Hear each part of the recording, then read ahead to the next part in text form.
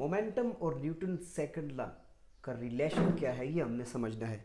Newton second law, we know that F is equal to ma is Newton second law. In this equation m is mass, इसमें m क्या है, मास है, a क्या है, acceleration है।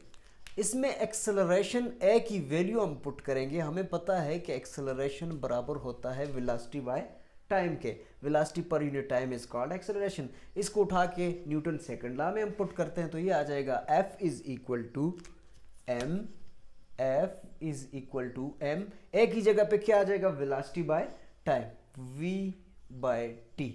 अब इस इक्वेशन में v और t, m और v, इस इक्वेशन में m और v मोमेंटम p के बराबर है, p is equal to mv होता है, तो इस जगह पे आ जाएगा mv, f is equal to p divided by t।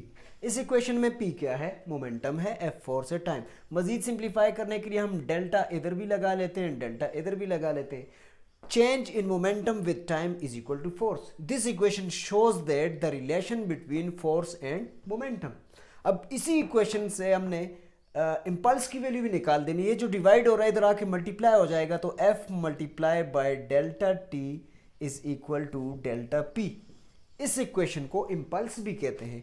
F cross del T is impulse, जिसको हम J से जाहिर करते हैं, J is equal to F cross T.